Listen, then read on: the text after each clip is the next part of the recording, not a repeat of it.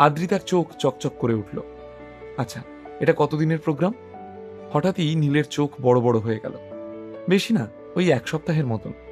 আদ্রিতা হঠাৎ আবদারের সুরে বলে উঠল, কিন্তু তোমাকে আমার সঙ্গে যেতে হবে মানে যেতে হবে, বুঝেছ? আমি কোনো কথা শুনবো না। আচ্ছা বাবা, ঠিক আছে, কিন্তু আমাদের যাওয়া কবে? কালকে। কথাটা বলার পর আদ্রিতা হঠাৎ নীলের জামার দিকে তাকালো। তুমি কি নিজের জামা কাপড়টা পাল্টাবে? এখন তো তোমার কাছে পয়সা আছে, টাকার কোনো অভাব নেই, তাহলে তুমি এইরকম পুরনো জামা কাপড় পরে ঘুরে বেড়াও কেন? এটা তো একটা ক্যাম্পিং ট্রিপ, তাই তো? তুমি কি চাও আমি এর জন্য নতুন নতুন জামা কাপড় কিনে নিয়ে যাই? নীল মাথা চুলকে বলল, ছাড়ো, বাদ দাও, তুমি শুধু আমার সাথে সাথে থেকো, তাহলেই হবে। আর কোনো কিছুর উপর মন দেওয়ার কোনো দরকার নেই। ঠিক আছে, আমি তাহলে তোমার বডিগার্ড হয়ে যাই, কেমন? হাতে চা কফি নিয়ে তোমার পেছন পেছন ঘুরে বেড়াবো। নীল হেসে বলল আদ্রিতাকে, কিন্তু মুহূর্তের মধ্যে আদ্রিতার মুখ রাগে লাল হয়ে গেল।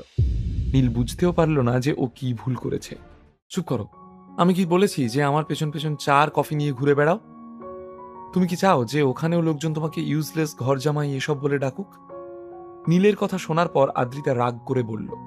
তারপরেই তার মনে হলো কথাগুলো বলা হয়তো ঠিক হয়নি, তাই সঙ্গে সঙ্গে সে ওর হাত ধরে বলল, নীল, আই এম সরি, তুমি তো জানো আমি এই সমস্ত কথা একেবারে নিতে পারি না। এসব বাজে কথা আর কখনো বলবে না।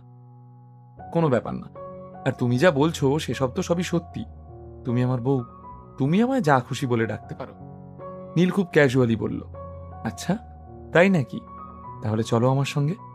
আদ্রিতা একটু হেসে নীলের হাত ধরে শপিং করতে চলে গেল। এখন হয়তো নীলের কাছে টাকার কোনো অভাব নেই, কিন্তু গত কয়েক বছরে তার সঙ্গে যা যা হয়েছিল তাতে নীলের লাক্সারি কাপড় চোপড় পরার অভ্যেস একেবারেই চলে গিয়েছিল। তার এখন স্ট্রিট সাইড শপিং করতেই বেশি ভালো লাগতো। এই জন্য নয় যে সেগুলো খুবই সস্তা, বরং এই জন্য যে সেগুলো পরলে সে খুবই আরাম পেত। কিন্তু বউয়ের হুকুম মানতেই হবে। নীলকে একটা বিশাল বড় মেন্স কালেকশন শোরুমে নিয়ে গেল আদ্রিতা। তারপর বেছে বেছে কিছু জামা কাপড় পছন্দ করলো সে নীলের জন্য। ম্যাডাম, এই সব কিছুর বিল কত হলো? অসহায়ভাবে নীল স্টাফকে জিজ্ঞেস করলো। সেই স্টাফ নীলকে একবার উপর থেকে নিচ পর্যন্ত ভালো করে দেখে নিয়ে বেশ কড়া গলায় বলল, 40,000, ক্যাশ অর কার্ড? শুনেই একটা দীর্ঘশ্বাস ফেলল নীল। বুকে পাথর চেপে নিজের মনের ব্যথা সংবরণ করে নিচু গলায় বলল, কার্ড। 1 মিনিট। হঠাৎ আদ্রিতা এসে নীলের হাত চেপে ধরল আর বলল, আমাদের বিয়ের 3 বছর কেটে গেছে, কিন্তু আজ পর্যন্ত আমি তোমাকে কখনো কিছু নিজের হাতে কিনে দিইনি, তাহলে আজকে এগুলো তোমাকে যদি আমি গিফট করি? এই কথা শুনতেই নীলের মুখে হাসি ফুটে উঠল। হ্যাঁ, করতেই পারো। পরদিন ভোরের আলো ফুটতেই নীল আর আদ্রিতা দুজনে বেরিয়ে পড়ল পুরুলিয়ার উদ্দেশ্যে। বেশ সকাল সকালই নিজেদের গন্তব্যে পৌঁছে গেল ওরা। সেখানে পৌঁছে দেখল 10টারও বেশি দামি গাড়ি ডেস্টিনেশনের বাইরে এসে দাঁড়িয়েছে। এটাই কি সেই জায়গা যেখানে তোমরা ভিলাটা বানানোর প্ল্যান করছো? গাড়ি থেকে বেরিয়েই নীল বেশ অবাক হয়ে গেল। তারপর নিচু গলায় আদ্রিতাকে প্রশ্নটা করল। হ্যাঁ, এই জায়গাটা কেনার জন্য প্রায় 3 কোটি টাকা খরচ হয়েছে, তাও শুধু জমির জন্য। এরপর যারা যতগুলো ভিলা বানাতে চায় তার প্রতিটার জন্য আলাদা করে 6 থেকে 7 কোটি আরও লাগবে। একটু হেসে আদ্রিতা বলল। আদ্রিতার কথা শুনে নীল নীরবে মাথা নাড়ল। সে বুঝেই গিয়েছিল যে এই জায়গাটা ভিলা বানানোর জন্য ঠিক নয়। নীল জায়গাটা ঘুরে ঘুরে দেখছিল। জায়গাটা থেকে কিছুটা দূরেই বামনী নদী বয়ে যাচ্ছিল, আর মনে হচ্ছিল যেন জায়গাটা ঠিক নদীর কোলে অবস্থিত। নদীর থেকে বেশ কিছুটা উপরে থাকলেও বাস্তুমতে নীলের মনে হচ্ছিল যে এটা কোনো শুভ ইঙ্গিত নয়। ঠিক সেই সময় একটা চেনা বাজে গলা ভেসে এলো নীলের কানে। আরে নীল, তুমি এখানে একা একা কি করছো? আমি তো ভাবলাম আদ্রিতা তোমাকে সঙ্গে নিয়ে এসেছে, যাতে তুমি আমাদের এই পৃথিবীর সঙ্গে আরো একটু পরিচিত হতে পারো। নবীন বেশ বিদ্রুপের চোখে নীলের দিকে তাকিয়ে কথাগুলো বললেন। যদিও নীলের অবস্থা এই মুহূর্তে বেশ ভালোই যাচ্ছিল, কিন্তু নবীনের জন্য নীল এখনো শুধুমাত্র একজন বেকার ঘরজামাই হয়েই ছিল। আদতে যার অবস্থা ভালো যাচ্ছিল সে হলো আদ্রিতা। তাহলে খামোখা নীলের সঙ্গে ভালো ব্যবহার করে হবেটা কি? আরে নবীন, এই তাহলে তোমার পরিবারের ঘরজামাই, যার ব্যাপারে তুমি আমাকে বলছিলে? জামা কাপড় তো দেখছি বেশ ভালোই পড়েছে। মানতেই হচ্ছে তোমার জামাই তো বেশ নিজের বউয়ের টাকায় ফুর্তি করছে, কিন্তু আমাদের ইভেন্টে ও কি করবে? হাই ফরমাস খাটার জন্য ডেকেছো নাকি? অন্যান্য সম্ভ্রান্ত পরিবারের লোকজনরা নীলকে নিয়ে মশকরা করতে শুরু করে দিল। নীল এলে ওই সবার চর্চার বিষয় হয়ে দাঁড়ায়। এটা তো খুব স্বাভাবিক ব্যাপার। খাচ্ছে দাচ্ছে নিজের বউয়ের সামনে পেছনে দিনরাত্রি ঘুরে বেড়াচ্ছে, যাতে ফ্রিতে সবকিছু পেয়ে যায়, বুঝলে না? ঘৃণা দৃষ্টিতে নবীন নীলের দিকে তাকিয়ে বললেন, না হলে আমাদের মতো এত বড় লোকদের ক্যাম্পিংয়ে পার্টিসিপেট করার মতো টাকা ওর কাছে কোথায়? এই কথা শুনতেই সেখানে উপস্থিত সবাই জোরে জোরে হাসতে শুরু করলো। নীল জ্বলন্ত দৃষ্টিতে নবীন সেনের দিকে তাকালো, কিন্তু তারপরেও ওকে কিছু বলল না, চুপচাপই রইল। আদ্রিতাও এসে দাঁড়িয়েছে ওদের মধ্যে।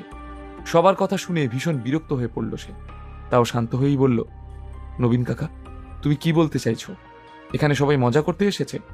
যদি তোমার ঝামেলা করার এতই ইচ্ছা হয় তাহলে তুমি করতেই পারো, কিন্তু পরে আমাকে বলতে এসো না যে আমি তোমাকে বারণ করিনি। আদ্রিতাদি তো ঠিক কথাই বলছে কাকু, তোমার একটু কম কথা বলা উচিত। তুমি তো দেখছি লোকজনের সামনেই নিজের পরিবারেরই নিন্দা করতে শুরু করে দিয়েছ। পল্লবীও বেশ কড়াভাবে শুনিয়ে দিল ওদের নবীন কাকুকে, কিন্তু নবীনের এই ব্যবহার মোটেই ভালো লাগলো না। সে মুখ বেঁকিয়ে রাগে অন্যদিকে তাকিয়ে থাকল। এতক্ষণে লোকজন তাঁবু খাটাতে শুরু করে দিয়েছিল। পেছন দিকে অযোধ্যা পাহাড়, বামনী নদী থেকে ঝর্ণার সৃষ্টি হয়েছে, নিচে গভীর জঙ্গল। অপরূপ সেই দৃশ্য।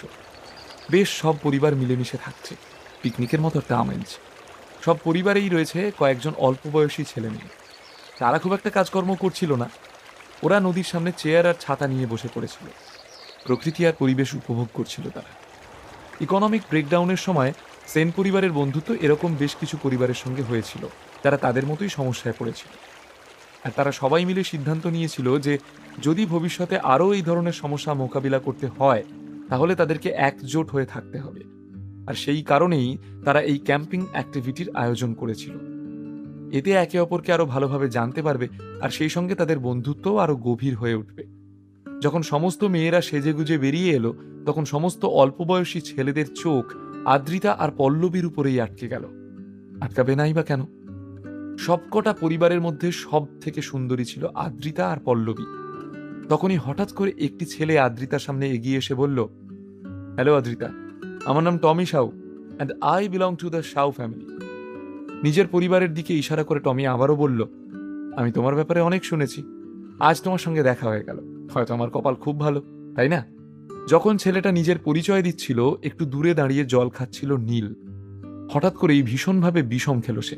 তার মুখ থেকে সমস্ত জল বেরিয়ে এলো। আস্তে আস্তে নীল বলল, কি নাম বললে তোমার? তোমার নামটা কে দিল? ভেরি ফানি ইউজলেস ঘর জামাই। তোমার এত হাসি পাচ্ছে কেন?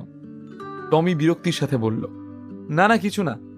নীল নিজের হাত নেড়ে বলল, যদিও সে এখনো নিজের হাসি আটকাতে পারছিল না, তাই অন্যদিকে ফিরে ফিক করে হেসে ফেলল সে। কি ব্যাপারটা কি? তুমি আমাকে দেখে তখন থেকে হাসছো কেন? তোমার কি মনে হচ্ছে এইসব করে তুমি নিজেকে খুব কুল দেখাচ্ছ? বিনামূল্যে গল্প শুনতে নিচের ইনস্টল বাটনে ক্লিক করুন এবং পকেট এফএম ডাউনলোড করুন। লিঙ্কটি রয়েছে ডেসক্রিপশনে।